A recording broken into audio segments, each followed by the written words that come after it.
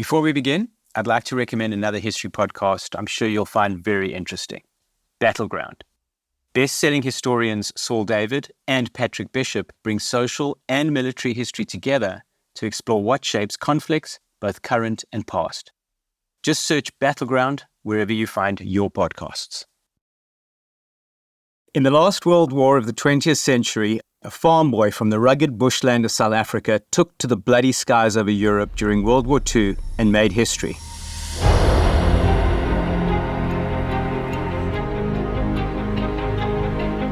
Embraced as a hero and one of the few by the embattled island of Britain and its king, but considered a traitor by many in his own country.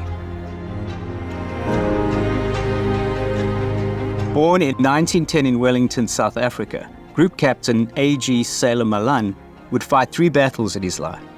One would end in victory over Germany. It became known as Sailor's Day. On the 11th of August, at the height of the Battle of Britain, 74 Squadron destroyed 23 enemy aircraft. Another would end in defeat as he took on South Africa's apartheid government.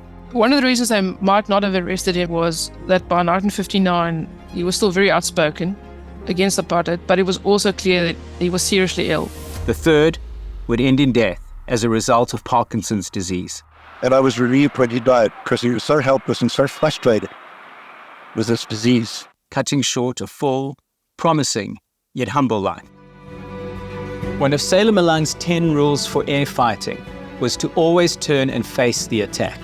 For him, this was not only true in a dogfight, it was true whenever injustice or adversity confronted you in life. This 6-episode series paints a compelling picture of the remarkable life of this, in all other respects, unremarkable, ordinary man. Face the Attack, the 3 battles of Sailor Malan, uses the terms and language of the times in which the events took place, which some may find offensive or difficult to hear. Listener discretion is advised. To receive weekly episodes, plus additional content, follow this series wherever you find your favorite podcasts. To discover more, visit facetheattack.com. Episode 5.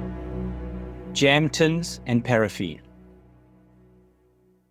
It is tempting and also too easy to explain South African white politics as the English versus the Afrikaners. To a great degree, it is true, and Afrikaner nationalism arose in reaction to British imperialism. But it will always be an oversimplification to merely put the Afrikaners and the English into 2 camps. Dr. Lindy Koorts. You might have an overwhelmingly English party, but that's it. Overwhelmingly English. It still has Afrikaner members. In the second half of the 20th century, the National Party grew its majority and it had English voters. So there was often this jibe that you have the English who criticize apartheid, but then at night thank God for the nationalists. And because, again, all whites share in a privileged position in South Africa. You had Afrikaners who were extreme nationalists, but then you had your Afrikaner dissidents as well. You had Afrikaners who would disown their children if they married into an English family, and then you had other families who did intermarry and integrate. So the landscape is always a bit more complicated. While the National Party grew its majority, it also strengthened its control over government agencies. So one would see then that the military, which would then include the Air Force, it's all under nationalist control, but I would call it the extreme, very nasty form of nationalist control. And that it's especially in the police and in the military that you see a purge of English speakers in the 1950s and the Afrikanerization of these institutions.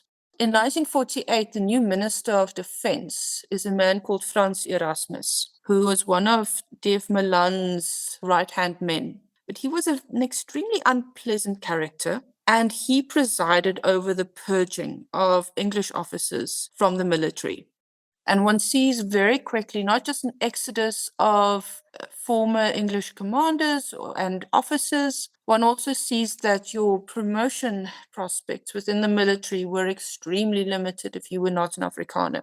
Now you have people who did not fight in the war, who opposed the war, who are in control of the military. The ultimate example would be the Afrikaner Broederbond. You would translate it as the Afrikaner Brotherhood, which was a secret organization.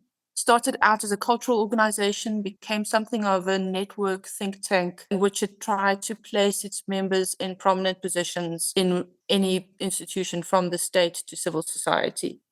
It was against this context of increasing control by the National Party and the removal of the coloured franchise that the Torch Commando was established. War veterans banded together to create an organization to take on the government. They held marches and rallies, carrying broomsticks with jam tins filled with paraffin and set alight. To understand Torch Commando, you need to talk about the Springbok Legion. They were a bit younger than Torch Commando, and they functioned like a trade union for servicemen and women after the war. And many of the leaders in the Springbok Legion were people like Rusty Bernstein and Joe Slovo, who were members of the Communist Party of South Africa. So they had more overtly political agenda. And many of them were also anti-apartheid. Many of the war veterans came back and said, we fought against fascism, and now we have fascism in South Africa after the National Party came to power in 1948. They were basically doubling as the Communist Party of South Africa, which put quite a few veterans said, no, we're not interested in that. Secondly, in 1950, the Suppression of Communism Act comes into force in South Africa, which bans the Communist Party and allied movements, which means many of the leaders of the Springbok Legion are either banned or they have other legal problems going on. So some of them start the War Veterans Committee, which eventually becomes the Torch Commando. What's also interesting to note is the majority of the Springbok Legion leaders were non-commissioned officers, and civilian life, they were upper middle class. While Torch Commando, mostly the leaders were officers, and they came from a much more diverse background back in civilian life. I mean, they range from people like Harry Oppenheimer to people who came from very poor backgrounds as well. So Harry Oppenheimer, he realizes there's tension within the Torch Commando still between Springbok Legion supporters, people with communist sympathies, and those veterans who want nothing to do with communism. So he approaches Sailor, who's completely apolitical, but he knows he cares about the values at stake. And he asks him to become the president of the Torch Commando. And Sailor, although he dearly loves being at Benfontein and he likes the sky plain blue, he doesn't want to go to war again. Harry Oppenheimer and members of the Torch Commando had convinced Malan that his fame, leadership skills, and sense of decency and justice would help in taking on the government again. Some say that he joined reluctantly to help his fellow comrades, but there is no doubt he believed strongly in what he was doing. So he would have to make another sacrifice. He would have to be away from Benfontein more often. His farm, his peace, the place he had hoped to just settle and live out his life. Malan had 2 brothers who died in the war fighting fascism, and he realized he had enough of a profile that if he spoke out, many white South Africans may be willing to support the cause. If he had turned around to Harry Oppenheimer, listen, buddy, I fought a war, I had enough, I'm tired, I have PTSD, can I just stay here? I don't think even Harry Oppenheimer would have begrudged him. And he was prepared to leave all of that behind, knowing full well what the apartheid government might do, to go speak out against apartheid, and surrounded by some people who thought he was merely being a figurehead, looked down on him. He was willing to leave Benfontein for that. Because, like I said, that's what his character dictated. So while Malan never traded on his war hero status, he realized his name could be useful, so he agreed to become president of the Torch Commando. The Torch Commando headquarters in Johannesburg were kept very busy organizing the nationwide protest against South Africa's government. Group Captain Sailor Malan, wartime ace fighter pilot, was president of the commando. With banners and slogans, they meant to make their views perfectly clear, and since South Africa is a bilingual country, everything was written in English and Afrikaans.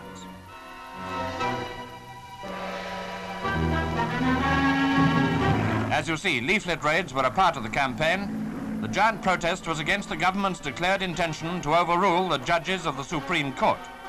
They had said the Separate Representation of Voters Act was illegal. Now, at open-air meetings, demands were made that the government should resign. Torchlight processions had the same object in view. Their organizers claim that the government is adopting a totalitarian attitude. Certainly the country is split in two over the colored franchise question.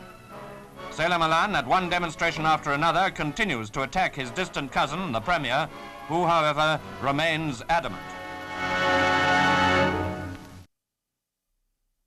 Knowing my dad, I believed that he was talked into the amount of good he could do, because he was a war hero. Why not use his notoriety or his fame to good effect and obtain the vote for the coloured people? He wasn't an accomplished speaker, but he did talk sense and he was honest with people.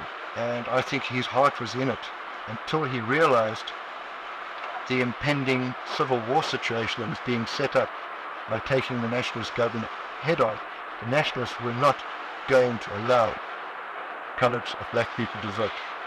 I spoke to a lady 20 years later who said, "You know, Jonathan, I used to hate your father and everything he stood for." They felt that he was a traitor to South Africa. He was an Afrikaner, and yet he was over fighting for Britain.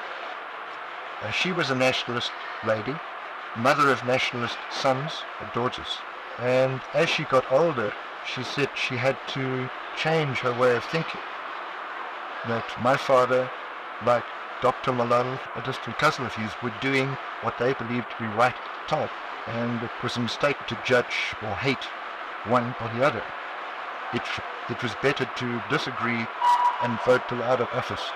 He was also concerned about the returning veterans and what the future held in store for them in a country that was run by a government that disliked what they had done, even though the National Party had attempted to reassure them. Laurie Shuttleworth, a close friend of Malan's during his days in Kimberley, recalls why being a member of the Torch Commando was so important, especially to ex-servicemen. The new government consisted by and large of Afrikaners who had been anti-war while the war was on and now took over. As far as we were concerned, they were against all the principles that for which we had fought during the war. So to the Torch Commando, it was a spontaneous opposition to the new government. I was very much involved with him and all the local ex-servicemen were into the Torch Commando like one man. He proved his leadership qualities because he was extremely active. On at least one occasion, we had a procession which I think finished up at the City Hall, in which we all carried torches. The torch would be virtually a broomstick, and on the top end of it would be a jamton full of paraffin with a wad of some kind of calico or material. This would burn, and in the dark I expect it was quite an impressive sight to see us all marching, each one carrying one of these torches. Retired archaeologist Dr. David Morris grew up and still lives in Kimberley. He remembers his father being involved in the Torch Commando. My father was actually still at school at the start of the war, and he was very keen. The family, in fact, was very supportive of various campaigns providing assistance to servicemen. And so as soon as he could, he joined up, and through the South African Navy was then seconded as a wireless telegraphist to the Royal Navy. He served in the Royal Navy in destroyers, HMS Rapid, and so on. And after the war, coming back to Kimberley, he remained very proud of that connection. So, for instance, during the royal visit to South Africa, when the King and Queen and the princesses came to Kimberley, he very proudly dressed up in his uniform. And there was also the story that he told when he'd been in uniform in Bloemfontein, I think on leave at some point during the war, and he'd been beaten up for being a sort of prominently a member of the services. And I think where many servicemen had served together in Europe or were exposed to a more egalitarian context and finding it anathema to come back into the situation in South Africa with segregation and then becoming a whole lot worse with things like the Population Registration Act and the Group Areas Act that forced people apart legally. And of course, all of that coincided with Sailor Malan's campaign and the formation of the Torch Commando. Although not a great orator, Malan's quietly spoken, honest manner was effective in helping swell the Torch Commando to over 200,000 members. He made speeches all over the country.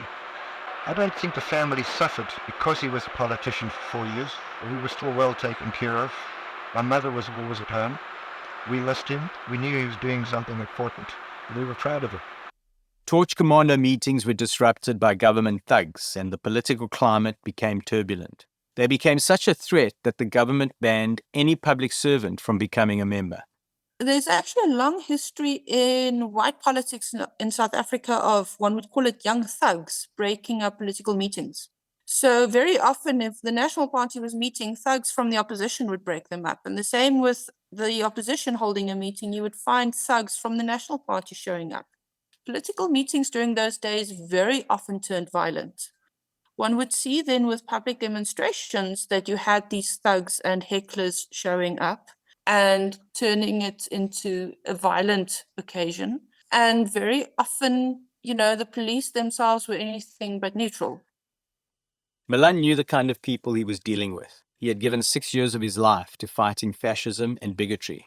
In a speech on the steps of Johannesburg's City Hall, he referred to the government's bill to remove so-called coloureds from the vote. The strength of this gathering is evidence that the men and women who fought in the war for freedom still cherish what they fought for. We are determined not to be denied the fruits of that victory. This bill has been foisted on us in the so-called name of the people, the broad will of the people. We do not like this bill, and we are the people. The government replied to all of this with sarcasm and spite. They claimed the Torch Commando was run by communists and was just a lackey to the money-hungry leaders of the United Party. The government obviously had a very dim view of him, not just because he was leading the anti-apartheid Torch Commando, but because he fought on what they saw as the British side in the war. They probably hated his guts, so that must have been quite calling to the Nationalist Party. Deep down, I expect that, like most people, they would have admired him for record, if for no other reason. The moment he joined, obviously became a leader, quite outspoken as president of the Torch Commando, because he didn't mess around. He called a spade a spade. They absolutely loathed him. The reason they feared him was because Sailor was apolitical. He had a moral status as a war hero. Someone was willing to go fight in a war for his principles. And he was definitely not a communist. And that made him attractive to young Afrikaners who opposed apartheid, but they couldn't go as far as joining the Communist Party because they were wary of communism and what the government called the Red Peril. And apparently one of the National Party ministers said, well, you call us fascists, but you won't call us fascists to our faces. So Sailor and the rest of the Torch Commando, they organized this convoy down to Cape Town, where Parliament is in South Africa, and said, well, we'll call you fascists to your faces. And they had a rally in Cape Town near Parliament, the Grand Parade. And at that point, in 1952, it was the largest anti-apartheid demonstration in South African history. It wasn't a military state during this time. So part of the argument that is made is the extent to which South Africans obeyed the law and collaborated and followed these regulations that were imposed on them. A lot of the actual enforcement did come through the police, especially the pass laws. The pass laws regulated the movement of African men. They had to have a passbook with them at all times, which could be inspected by a police officer at any moment. And the passbook would then determine whether or not the person was permitted to be in a particular area or not. The passes were extended to African women later in the 1950s. For the last 10 years, Father Reginald Liu was Dean of Kimberley and Rector of St. Cyprian's Cathedral. He recalls the impact of the pass laws on the day-to-day lives of his family. The pass laws were terrible. They were terrible because they restricted movement. You had to have a pass to move from one area to another. And if you move into another area, you have to declare yourself that you are in that area so that your pass can be stamped. It was a way of controlling movement of people. And you could not be hired, whether it's in a farm or in a construction or wherever, if you do not have a pass. And so, for instance, if you lived in a village, your king or chief had to stamp your passport and make you available for work in the mines or wherever you were going to be placed. So the pass was to control movement and to control people's life and to know where everyone is at any given time. And if you were found not to have your pass with you, you were arrested for failure to produce a pass, you'll be locked up in jail and maybe receive a fine. That was terrible because before then, people were used to some kind of free movement. It was always limited to the African population. It was never extended to the colored and the Indian populations. So the police constable, in a sense, became the face of apartheid. And most Africans today would recall a police officer stopping them and demanding to see a pass. But overall, in terms of numbers and statistics, one actually sees obedience of the laws or compliance with the laws, which facilitated the implementation of apartheid. The passbook was a physical, tangible representation of the laws. So the burning of passbooks became a powerful statement of defiance. There was this physical thing that is always at your back pocket, checking your movements. And at any given time, a police arrives and wants to see where you have been. Burning of the pass was like taking back your freedom. On the 21st of March 1960, a demonstration against the pass laws resulted in the Sharpeville Massacre, a seismic event in the country's history. In total, 69 people were killed, hundreds injured, and it sparked mass protests all over the country. There was a planned strike that people were not going to work on that particular day, and there was a stay away. And so this morning, they decided that they were going to burn their passes. And everyone threw these passes into the fire and they were burned. And then they marched towards a police station just to register their dissatisfaction. And that's where the massacre happened. People burned the pass because they were resisting this constant surveillance on their movement and their freedom. As well as restricting movement, the apartheid laws provided the authority to evict people from their homes. What was devastating for my family was the forced removals. I think they have moved more than 3 times from where they used to live. And they were moved because either they were in arable land or they were more closer to towns, but they were forcefully removed. And what they ended up with is a 2-roomed house or a 4-roomed house in the township, a very small yard where you could not have your livestock or even plant your own food. And that was devastating, for my family, the loss of land and the loss of livestock. On the other hand, there was resistance, and the resistance came in various forms. I think it's important to keep in mind kind of what was going on while the Torch Commando, while they were active. It's in 1950, the Suppression of Communism Act that bans the ANC and the Communist Party. In 52, you have the Defiance campaign, which is one of the last biggest acts of resistance against the apartheid government. And then you have the Freedom Charter that's drafted in 1955, which famously starts with "the people shall govern." And in 56, you have the treason trial, which is most of the Communist Party and ANC and PSC leaders are charged with treason. Trial takes forever, and eventually they're acquitted. The Defiance campaign, which set out to defy these apartheid laws, was based on the principle of civil disobedience, which was introduced to the country in the early 20th century by Mahatma Gandhi. So the idea was that peacefully apartheid laws would be broken by, for example, walking into areas where you were not permitted or walking into a post office through the wrong entrance, etc. The Defiance campaign did actually turn violent, though, and it was brutally suppressed by the apartheid government. But somehow this violence was kept under wraps to some extent, to the point that it's not really been taken up into the broader narrative. So we often have the impression that the violence only came later, but some of the first most significant violence was committed in 1952. These are your Black organizations and colored and Indian organizations collaborating in order to defy apartheid. Well, of course, police were very brutal.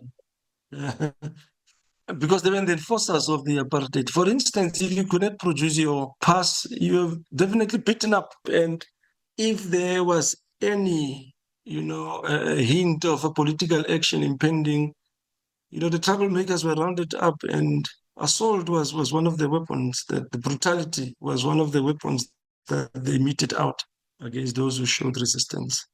But now you also see the rise of white organizations. And interestingly enough, very much based within the English-speaking community, and then also runs across or along gender lines.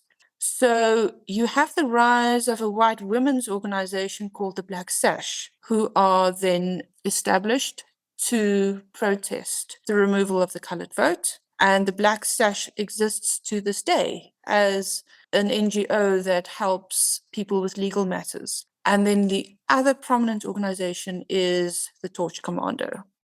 Few non-white South Africans may have had any awareness of the rising white opposition because, as Father Reginald Leo mentions, the government took active steps to suppress any publicity or attention. I think it was a definite strategy to suppress, that kind of information, because that would have given people an opportunity to join forces, or even to understand that their struggle was legitimate. Because the impression that was created was you have blacks on the one side and you've got whites on the one side. Even later, I think statements like Biko's, Steve Biko's, black man, you are on your own, was precisely because of that, blacks, you have to do it yourself if you're going to get anywhere. But it is very clear for me that an information like that of Sailor Malan will be suppressed because it will not aid the apartheid machinery. The first Malan I came to know of is D.F. Malan, who was president of 1948, bringing into the laws that were adverse to black lives. And coming to know about Sailor Malan, who resisted what D.F. Malan did, was very remarkable. And so I could pick up those small hints and of course come to know later of the Torch Commando, in how they try to protect people. And I was wondering, why is this not in our history books? Because I thought that was a great contribution that he made, not only to the defense of England, but also the role that he played in South Africa.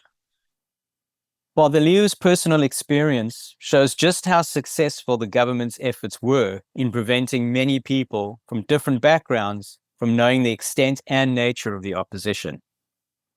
The propaganda machinery was very powerful and would hide these things, because if you know about whites that resist apartheid, well, there were few of them, but we did not know about a number of others, because you see, that would show that apartheid was a lie and it was kept from us deliberately. So it's only later that we came to know about this. It was refreshing.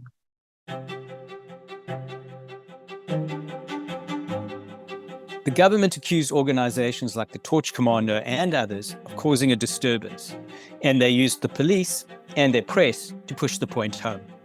The National Party was not above using bullying tactics, and many opposition meetings were disrupted by their bully boys, be it directed to the Torch Commando or protesting women. And then there was a women's group as well called the Black Sash movement.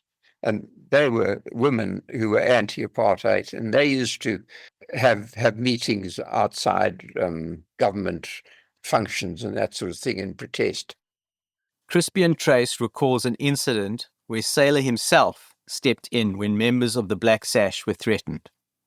The Broederbonders started beating up these women, and Harry then got hold of Sailor and said, "Sailor, can't you do something about this?"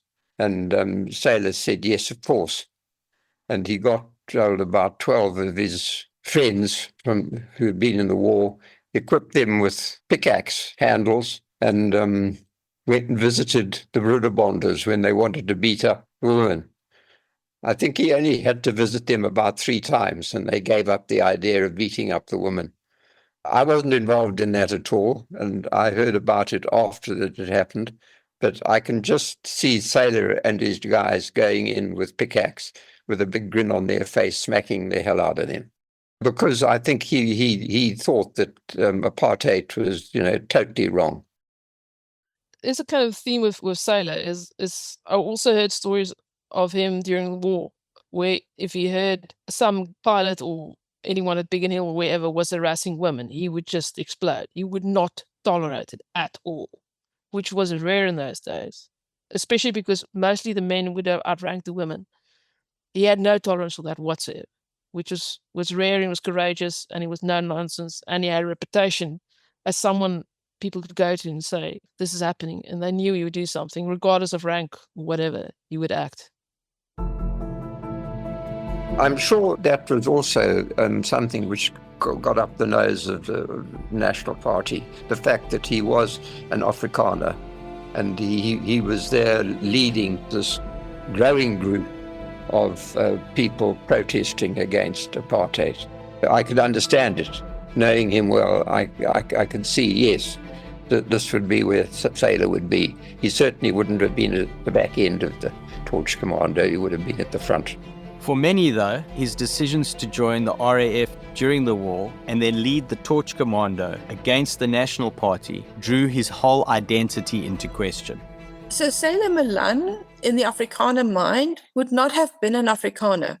To begin with, he wasn't an ordinary serviceman who had fought in the Union Army. He had fought for the British. He was in the RAF. That's a completely different matter. This, coupled with his strong anti-apartheid stance, brings us to the crux of Malan's story. Viewed as a hero in England and around the world, in his homeland, he was viewed as a traitor by many who shared his own Afrikaner heritage.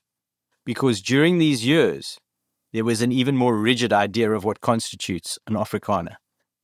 Of course, male, white, Protestant, not just Protestant, Dutch Reformed Church, of a particular educational status and standing within your community.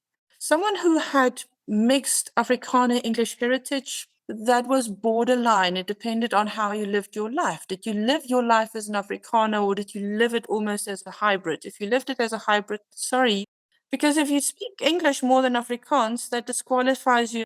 If you speak Afrikaans with an accent, it disqualifies you. You had Afrikaner families that were, one would call it hybrid Afrikaans English. And it's ironic, they were referred to as mixed marriages during those years.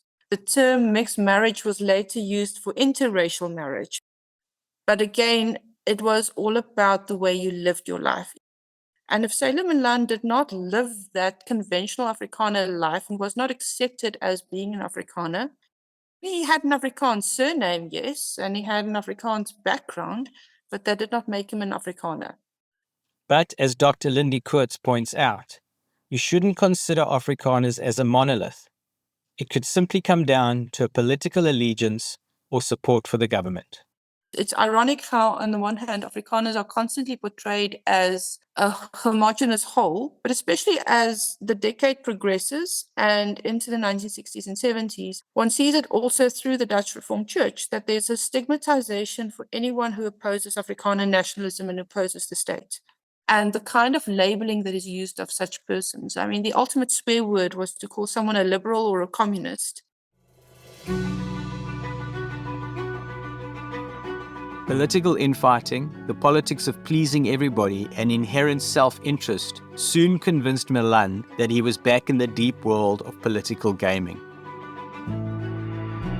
As the National Party continued to disregard opposition and steamroll its policies through, Malan began to realize that victory over them would not come from the political front.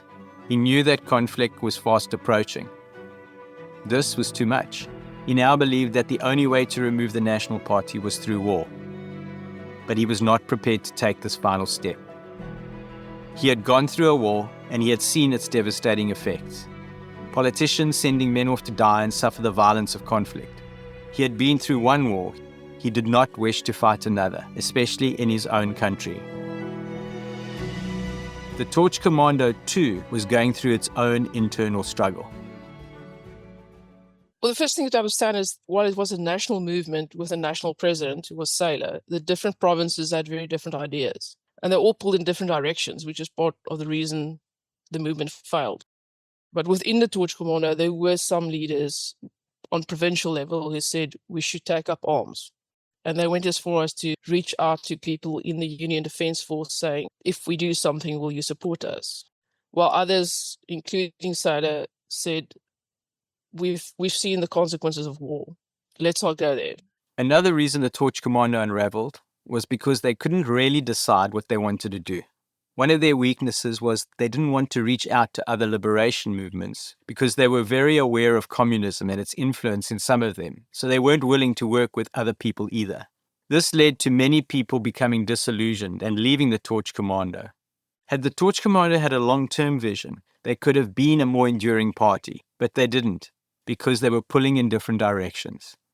Ultimately, Malan chose to leave the Torch Commando and the world of politics forever and return to farming. While he was clear on his reasons to leave, his friend David Dent recalled that he felt he had let people down. Due to the poor quality of David's recording, here is a transcript as he related it to me. It was a terrific disappointment to everybody, not only him, but it must have been mainly to him because he was held in such high esteem at that particular stage, and of course, that's why they asked him to do the job. And I think that affected him a lot, because obviously during the war, virtually everything that he did was successful. But he accepted it, we all accepted it. That's what I liked about him. He turned it over completely. It was an episode, and it was a closed book after that. And he carried on with his life as a farmer. I was unaware of it at the time, but I came across papers probably 2 decades later, indicating in something that my father had written, we've been through a war, and taking the nationalist party head-on was becoming a very dangerous exercise, and it was going to lead almost inevitably to civil war. And South Africans were going to be killed, South African brothers killing brothers, and the price was too high. We'll have to stick to the political forum and vote the nationalist government out of power. We're not going to create a civil war situation. He retired, went farming, and never became involved in politics after that. I think, it's only my guess, that he discovered that politics was a very dirty business. It's a business of not just helping people, exploiting people, manipulating people. And he's not a political personality. I decided to retire, went farming, and stayed a farmer. But even from the relative isolation of Benfontein, Malan continued to be very outspoken against apartheid, even after the Torch Commando had been disbanded. However, when asked during a 1959 interview as to why the Torch Commando failed, Malan made a very blunt observation regarding the South African population in general, stating that the majority of public opinion was for the government in power. Given this belief and his activities, one wonders why the government didn't arrest, ban, or sanction him during his Torch Commando days or after. One of the reasons they might not have arrested him for his Torch Commando activities was that by 1959, he was still vocally anti-apartheid, but it was also clear that he was terminally ill. Second reason, he was close friends with Harry Oppenheimer, who was a very influential figure in South African society and was also a member of parliament. And that might have protected him to a large extent. If he had lived beyond 1963, would he have remained out of prison? Would they have left him alone? Because in 1964, you had the verdict in the Rivonia trial. Future President Nelson Mandela is sentenced to life imprisonment, and things escalate. The other aspect to consider is that South Africa was still a judicial state. Even though the laws were criminal in and of themselves, the country still had a strong judiciary throughout the apartheid years. If you remained within the law, you could not be prosecuted or persecuted through the law. If it was not an illegal protest, you would not be arrested. If a white person was arrested for a protest, it was normally if they were protesting alongside someone who was Black and African. Whites protesting by themselves, unless they were unruly or committing acts of vandalism, would not be arrested.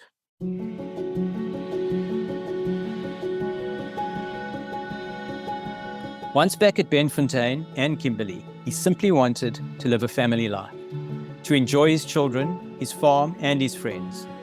He had coped with the attention heaped on him and was embarrassed that all the others who fought were not given the same. His son Jonathan also recalls receiving a fair amount of attention, which at first he couldn't understand. At boarding school, I got a lot of attention. Are you really Sailor Malan's son? I didn't even know who Sailor Malan was. To me, he was just dad or daddy. So around about age 6, I began to realize my dad was either very important or very famous, or both. And everything I learned about Sailor Malan, I learned from other people, from the myths and from the legends and from word of mouth. I developed quite a great deal of self-importance as a child. Everybody wants to talk to me. I thought, man, this is great. I'm getting lots of attention because of who my dad is. But I was always reminded by him, he would tell me, Jonathan, there are hundreds of others, they're dead now. They're not getting any credit for it. One of his friends was fellow serviceman Laurie Shuttleworth. I had met him as long ago as the time when I was in Johannesburg. The accounting firm that I worked for were the auditors of Anglo-American. So over a period I was there every day. And then one day, who should turn up there but Sailor Malan. Sometime after that, I left Johannesburg and opened up my own accounting practice here in Kimberley. It wasn't too long after that Sailor moved to Kimberley. We got to know each other, and his wife, Lynda, and his son and daughter. Because we'd both been flying during the war, we did have that bond. He and I bonded together, and the two of us bonded to the other members of the SAF Association. The Torch Commando had come to an end, so we weren't as politically involved as we had been, so life was fairly relaxed, and we did have good times together in a relaxed way.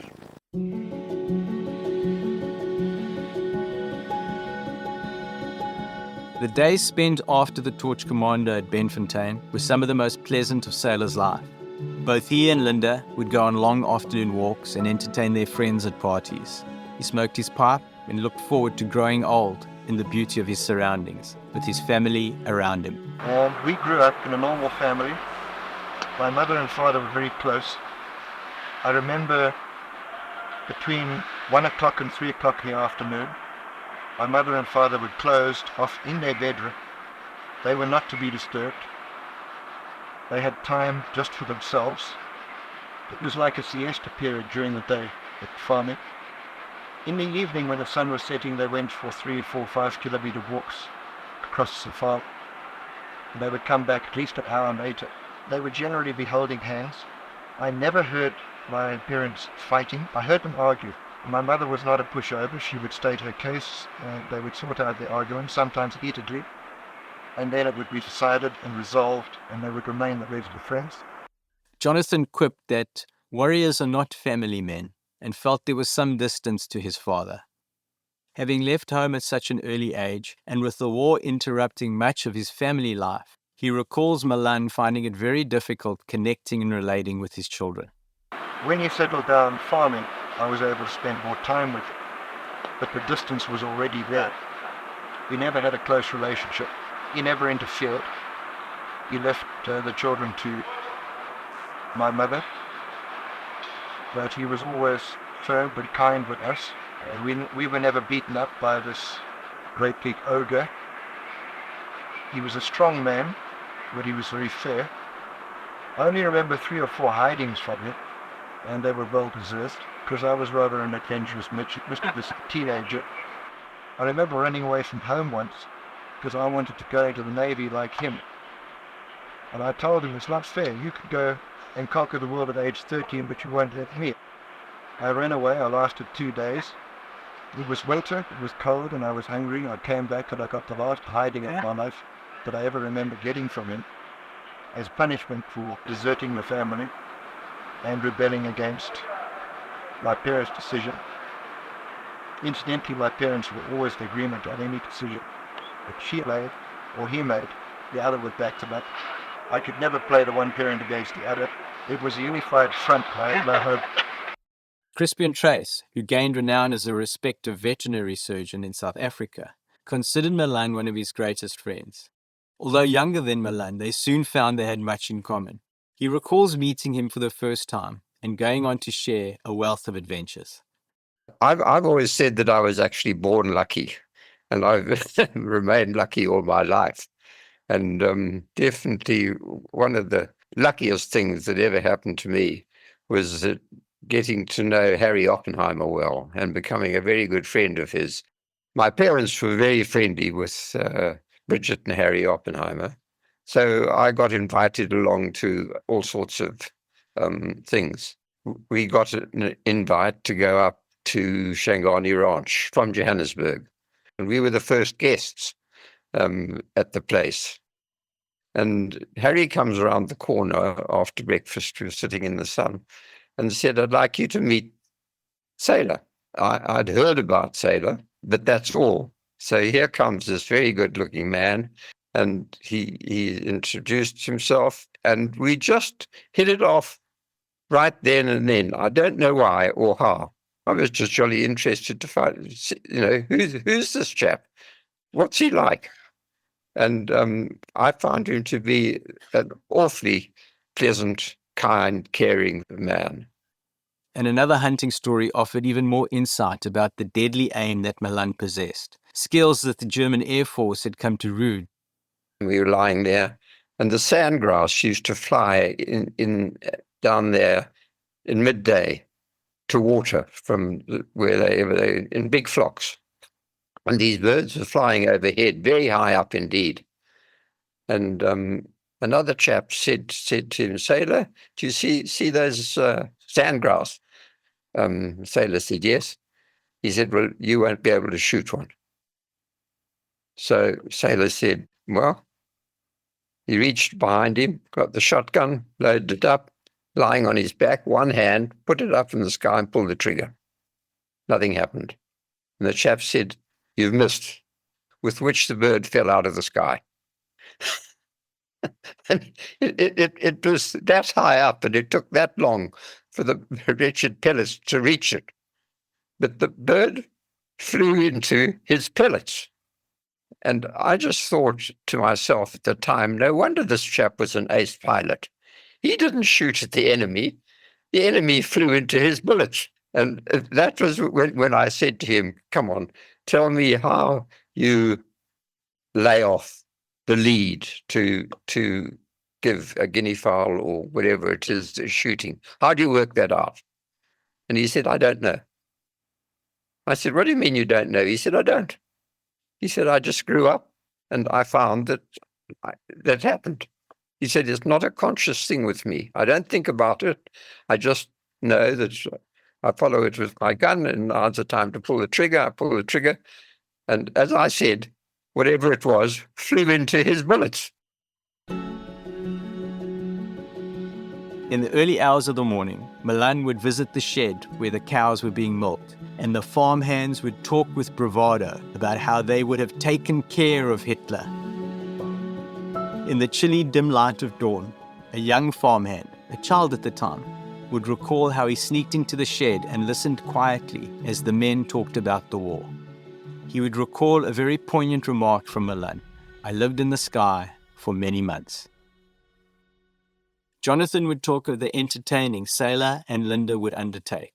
Friends and drinks, never over the top, but a fun, liberating time. A stark contrast to the war years. We'd often have people around at the house. The drinks would flow freely. I don't remember any drunkenness, but I remember a lot of happiness, party. And I think in the late 40s and into the 50s, there was that mood that probably was extant in the 20s, when people partied a lot.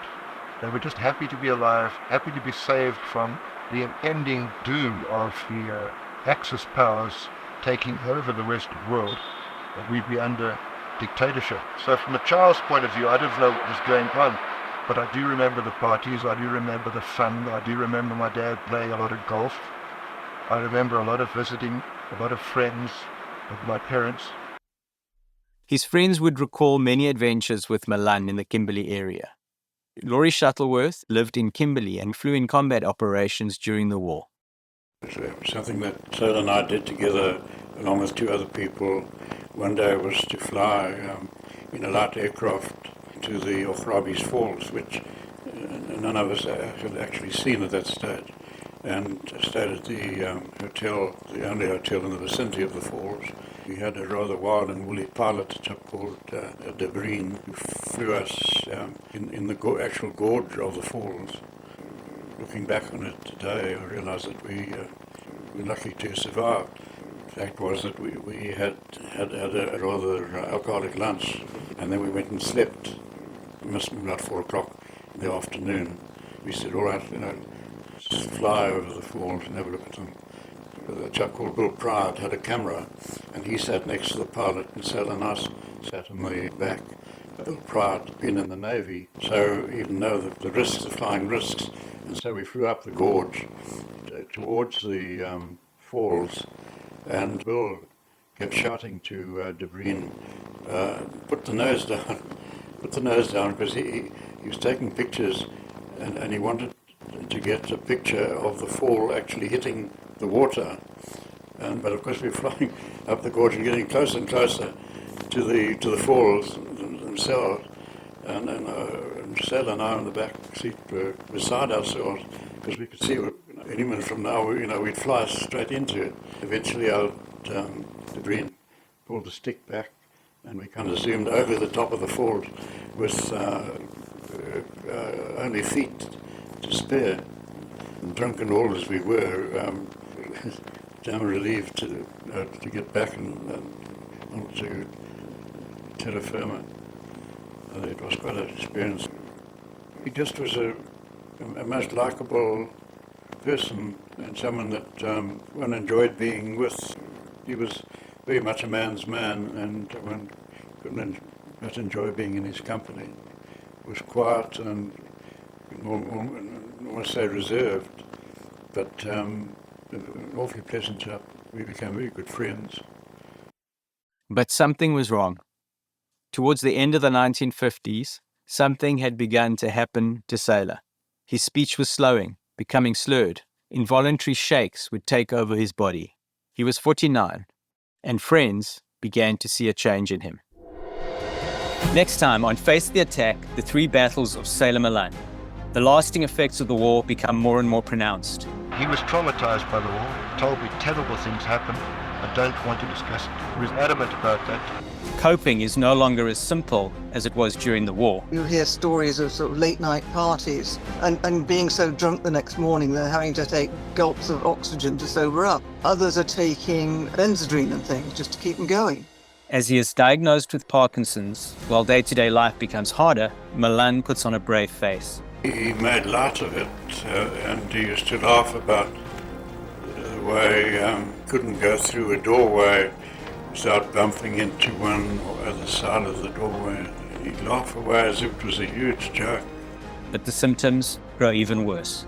I had to bite my tongue, excuse myself, and go to my room and bawl my head off because he was so pathetic. Even the deterioration of 2 years was that rapid. And he begins to make his final goodbyes. This is a photo of him sitting in a Spitfire, which is nearly a carbon copy of a photo taken during the war. If he placed them next to each other, you can see how much he's aged, how much weight he's lost. When I came away from there, I was in tears. I was just absolutely crying my heart out. And I knew that I would never see him again. And I never did. Bitter to the end, the government refuses to recognize him, even at his funeral. The response from the South African government is not to send any condolences to the family. They definitely banned military service members from attending in uniform, and they were strongly discouraged and told in no uncertain terms, you can go, but you'll regret it. I don't think that the National Party, given their agenda, would have allowed people to attend Sailor Malan's funeral. You know, funerals in South Africa are very volatile, especially in the funerals of those who fought against apartheid. And still 60 years after his death. He was already written out of the Afrikaner nationalist narrative. Now he has been written out of the African nationalist narrative as well. And I think Sailor Malan and the Torch Commando suffer from almost a double dose of being ignored. Only in 2023 is some semblance of recognition afforded him. From there, it kind of snowballed. We decided that weekend, on the 16th of September, we're going to have a Sailor Malan memorial lecture. And that Sunday, we would go to the cemetery and place wreaths. And then just grew exponentially. Sailor Malan was for me a guide, especially in a time where I feel like South Africans, we've lost that direction. I saw that as an opportunity for us to return back to the ideals of freedom, of equality, of living in peace side by side. Face the Attack, The Three Battles of Sailor Malan was written and produced by Protea Rose Originals. To receive weekly episodes, plus additional content, follow this series wherever you find your favorite podcasts. To discover more, visit facetheattack.com.